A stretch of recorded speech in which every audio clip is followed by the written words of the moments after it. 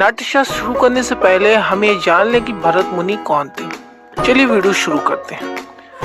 महर्षि भरत मुनि। पुराणों आदि में अनेक भरतों का उल्लेख मिलता है। दशरथ पुत्र भरत, दुष्यंत पुत्र भरत, मंदाता के प्रपौत्र भरत, जड़ भरत। पुराणों में उल्लेख होने के कारण भरत मुनि को ऐतिहासिक व्यक्ति की अपेक्षा कल्पित व्यक्ति मान सकते हैं। अगर हम देखें तो नाट्यशास्त्र के रचयिता भरत मुनि अस्तित्वशाली होने के साथ साथ कल्पित मुनि की अपेक्षा ऐतिहासिक व्यक्ति माने जाने चाहिए।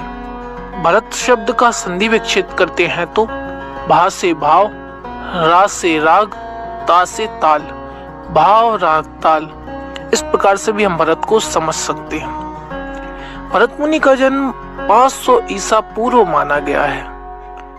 3वीं व 4वीं शताब्दी के पंचतंत्र जैसे ग्रंथों में भरत का उल्लेख मिलता है। पंचतंत्र दोस्तों एक ग्रंथ है जिसमें भरत का उल्लेख मिलता है। कहा गया है कि भरत मुनि का जो निवास स्थान था वो कश्मीर के आसपास बताया गया है। भागवत, विष्णु पुराण और मत्स्य पुराण के अनुसार मनुवंशी राजा ऋषभदेव के पुत्र भरत माने गए हैं। भरत ने जो नाटक लिखे उनमें महेंद्र विजय, त्रिपुदा, अमृत मंथन। त्रिपुदा अमृत मंथन रूपक के अंतर्गत आते हैं और महेंद्र विजय बहुत कम देखने को हमें मिलता है। अब हम नाट्यशास्त्र के बारे में बात करते हैं तो हमारे हिंदू धर्म में 4 वेद बताए गए हैं। ऋग्वेद, सामवेद, यजुर्वेद, अथर्ववेद। इन चारों वेदों से ही मिलकर नाट्य वेद बना जिसे हम पंचम वेद के नाम से जानते हैं। नाट्यशास्त्र एक संस्कृत महाकाव्य है जिसमें लगभग 6000 श्लोक हैं। इसमें 36 अध्याय बताए गए हैं, लेकिन कहीं कहीं हमें 37 अध्याय भी देखने को मिलते हैं। नाट्यशास्त्र लगभग 1400 साल पहले लिखा गया था। तो ये था भरत मुनि और नाट्यशास्त्र का परिचय। अब हम भरत मुनि के नाट्यशास्त्र के पहले अध्याय पर चलते हैं। पहला अध्याय, नाट्यवेद की उत्पत्ति। इस अध्याय में भरत मुनि ने नाट्यवेद की उत्पत्ति के बारे में बताया है कि किस प्रकार ब्रह्मा जी ने नाट्यवेद का निर्माण किया और भरत मुनि को सौंपा। बहुत पहले की बात है कि एक बार अनाध्याय के समय भरत मुनि जब समाप्त कर अपने पुत्रों से घिरे हुए बैठे थे, तब आत्रेय आदि जितेंद्र बुद्धि महात्मा मुनि आए और उनके पास आकर विनय पूर्वक बैठकर पूछने लगे, हे भगवान, आपने ये जो वैतुल्य नाट्य सम्यक रूप निर्मित किया है वो कैसे उत्पन्न हुआ, किसके लिए है, इसके कितने अंग हैं, इसका प्रमाण क्या है और इसका प्रयोग किस प्रकार होता है, ये सब यथा तत्व आप कृपया हमें बतलाइए।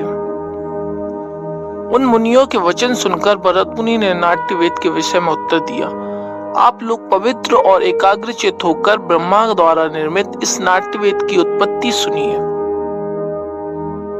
हे विप्रो, पहले की बात है जब मनु का त्रेता युग प्रारंभ हुआ, लोग धर्म मोह काम के वश में होकर ईर्ष्या क्रोध आदि से दिग्भ्रांत और सुखी दुखी रहने लगे।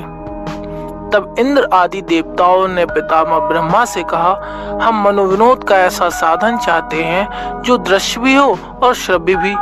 ये वेद व्यवहार शूद्र जाति के लिए तो सुनाया नहीं जा सकता, इसलिए आप एक अन्य 5वें वेद रचिए जो सभी वर्गों के लिए हो।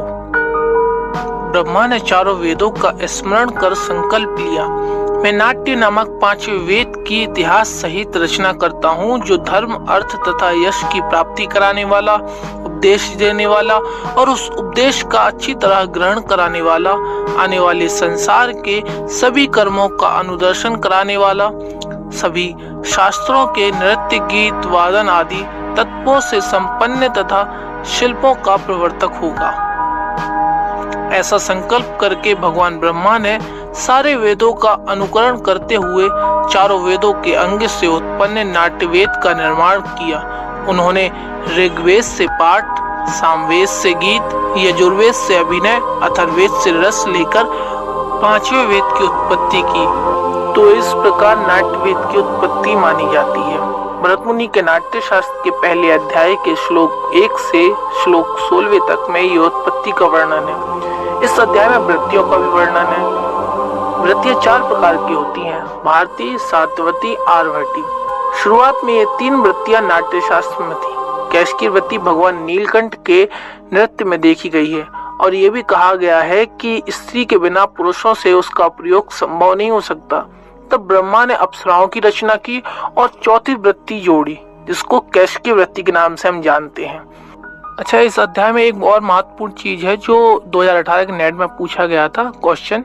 ना तज्ज्ञानम ना तत्शिल्पम ना सा कला ना सो योगा ना तत्कर्मा नाट्यास्मिन् यन्न दृश्यते। ये 48 श्लोक है पहले अध्याय का। श्लोक का मतलब है ना ऐसा कोई ज्ञान, ना ऐसी कोई शिल्प, ना ऐसी कोई कला, ना ऐसा कोई योग जो इस नाट्य में न समाया हो। तो हम दूसरे अध्याय की तरफ चलते हैं। दूसरे अध्याय का नाम है नाट्य मंडप।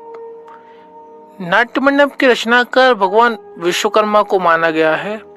नाट्य मंडप के 3 प्रकार बताए गए हैं, विकृष्ट, चतुरस, त्रियस। मतलब विकृष्ट नाट्य मंडप, चतुरस नाट्य मंडप और त्रियस नाट्य मंडप। अब इन तीनों के भी 3-3 प्रकार बताए गए हैं नाट्य शास्त्र में। विकृष्ट का जो ज्येष्ठ भाग है वो 108/64 का है, मध्य है 64/32, अवर जिसे कनिष्ठ के नाम से भी हम जानते हैं 32/16।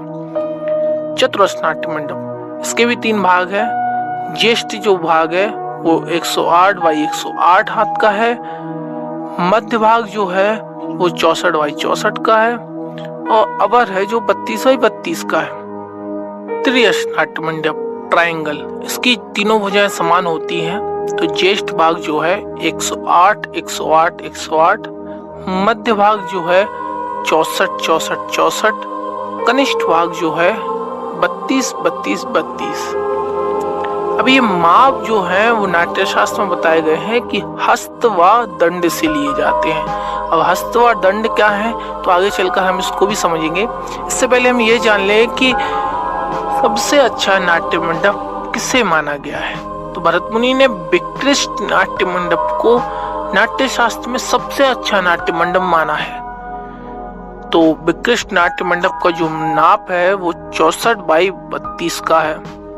इसका जो बीच में पार्टीशन करेंगे तो दर्शक के लिए जो 32/32 का जो एरिया है वो दर्शक एरिया कहलाता है। इसमें एक द्वार भी होता है जो सम्मुख द्वार कहलाता है। नेपथ्य ये 32/16 का बताया गया है।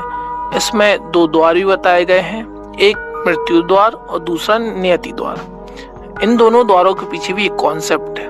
जब हम मृत्यु द्वार से एंट्री लेते हैं तो हमारी मृत्यु हो जाती है और हम पात की नियति में प्रवेश कर जाते हैं, और हम जब पात की नियति से बाहर निकलते हैं तो हम अपनी नियति में वापस चले आते हैं। तो ये था इसके पीछे का कॉन्सेप्ट।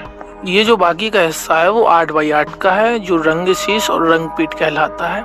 इसमें 4/4 के 2 खंड बनाए गए हैं जिसमें 4-4 पिलर दिए गए हैं, जिसे हम कहते हैं मतवार्णी। रंगशीर्ष पर जो एक प्लेटफॉर्म दिया गया है जिस पर म्यूजिशियन बैठते हैं उसे कहते हैं कुतुब।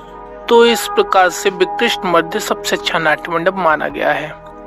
हस्त व दंड के मानक पैमाने होते हैं। 8 अणु बराबर 1 रज, 8 रज बराबर 1 बाल, 8 बाल बराबर 1 लिछा, 8 लिछा बराबर 1 यूका, 8 यूका बराबर 1 यव, 8 यव बराबर 1 अंगुल और 24 अंगुल बराबर 1 हस्त और 4 हस्त बराबर 1 दंड होता है। तो इस प्रकार से हस्त व दंड बनते हैं।